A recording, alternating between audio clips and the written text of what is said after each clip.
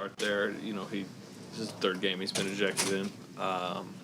How problematic is not having him on the floor been for you guys early this season? We always say about our team, like all the pieces fit for a reason. They have for a very long time. So when you're missing one, it's tough. We still had opportunities, to win the game tonight. I didn't shoot the ball well in the second half.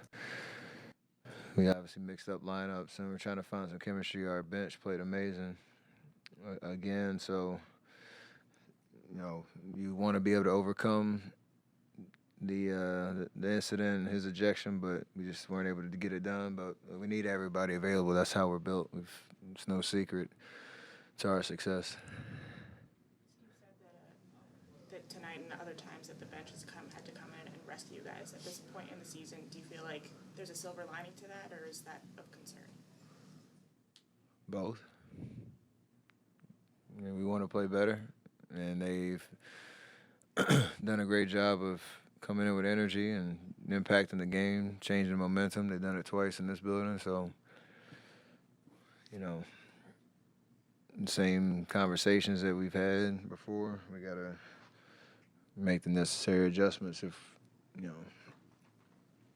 it's frustrating that we're not playing the way we want to. But you like the guys playing with confidence when they come in. It's a full team effort. Steve pretty aggressively changed up his rotation tonight. Obviously, you had 3 more starters on the bench in closing time. Did you feel like it was time to do that? Man, that's a coach. We said from the jump, the beginning of the season, coach has to coach us knowing the options that we have. And he's talked about playing guys that are, playing the best and giving us the best shot. And I know he's had some regrets earlier in the year with individual games, but, tonight we really didn't have much going. So, there are going to be tough decisions. That's the nature of this business, the nature of, trying to sustain this level of winning. That doesn't mean you lose confidence in anybody. It's just, the results are what they are, and you have to, be realistic about the things that need to change to get us where we want to be. But it's still going to involve everybody. So tonight was an indication of that. Steph, in lighter news, before the game, you shared a pretty special moment with one of our local fans of yours named T. Can you tell us about that moment and how that came to be? Obviously he's a huge fan. He's a special person. Seen the video of his shot, the reaction from everybody in the gym and the whole school, and the surprise that he received in class, knowing he was going to come here, and all those moments are awesome. For him to come watch shoot around before. Hopefully he had a great time with the game, him and his family. And I appreciate, the passion of, him as a basketball fan, a basketball player, his goals that he set for himself. And that's what basketball can do. Bring so many people together, provides inspiration. And, that 5 minutes I got to talk to him, hopefully, changed,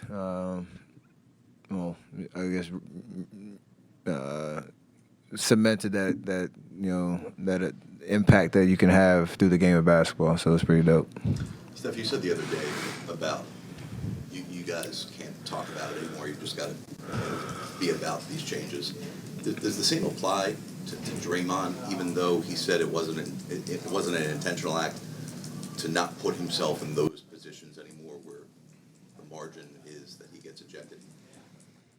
Yeah, that's the challenge. Because we always told him you can't change who you are as a player, and the competitive spirit that you have, the physicality that you play with. But you can't give people reasons, the league reasons to look at you a certain way, and to have to go, judge and jury every single incident that happens. So it's tough because we need him out there, and obviously the ejection changed the momentum or the emotions of the game. But that's going to be his challenge, and we're here to support him, here to have confidence in him to be able to do that. And, because we obviously need him to win. Steph, the larger point of Steve's response on the rotation changes was that he felt like he couldn't be patient anymore. That he's been patient with the starting unit and with combinations. And tonight, in his words, felt like he couldn't be patient anymore. He just had to play the guys who were playing best.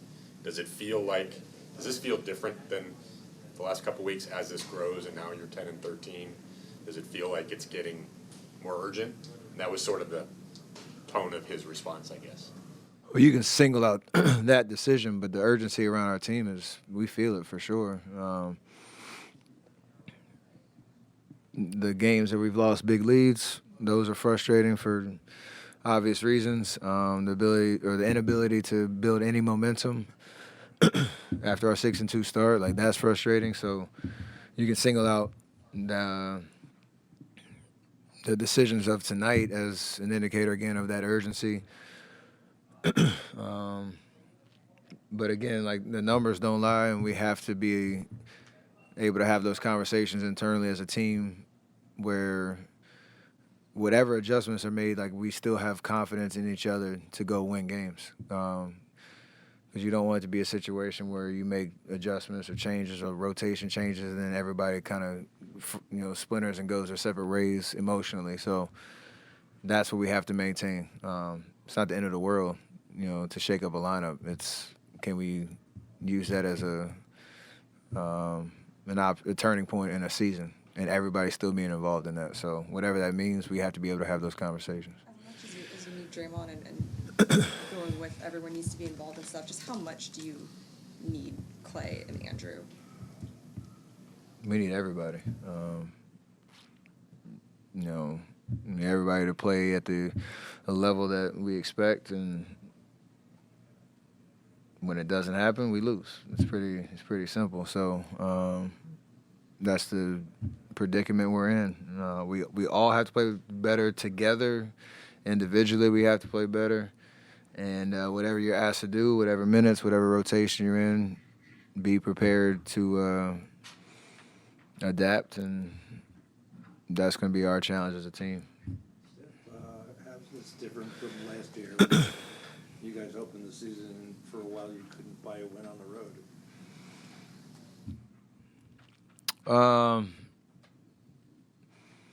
I think it was just such a tease being 6-2 and thinking that you had everything figured out, and now you're kind of in a position where we're 4-11. Is that good math? Yeah. That speaks for itself. So we're competitive. Like when we were 0 for whatever and struggling on the road, I don't even know if we had any leads. Like we didn't have anything to. Thanks for reminding me. Appreciate it. I haven't won in this building in a minute, but there are good things that we can hold on to because we've had big leads. We've been competitive against good teams on the road. We just haven't been able to close, and 10-13 for a reason. You mentioned the big leads a few times. Any thread you see in what changes when you guys get that lead? Tonight's like the fourth double-digit lead you lost in 2 weeks.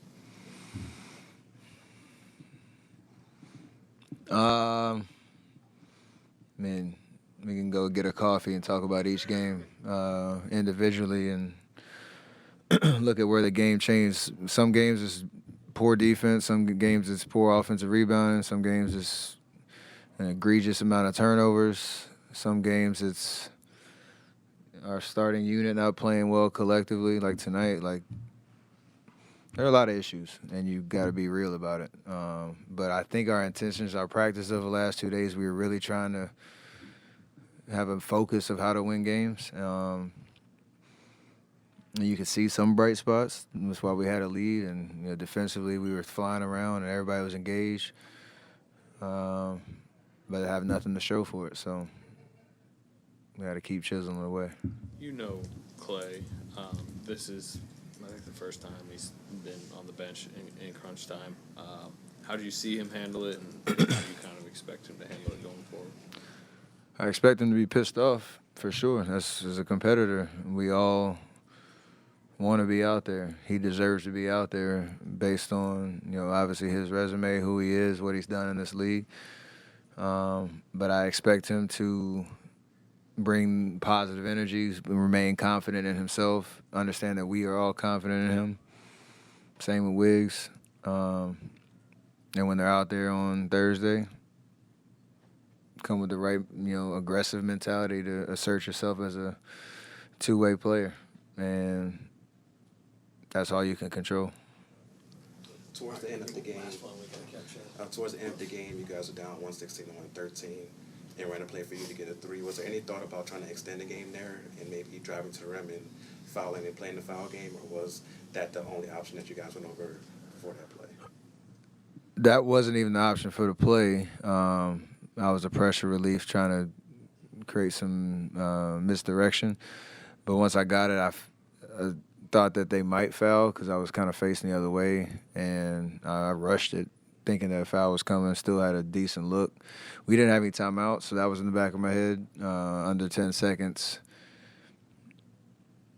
Go for 2, you probably run 2-3 seconds off. We got a foul and then come back down the court. So it's kind of that in between. I live with that decision. Crazy we even had a chance to win or be in the game at that point. So you live with that.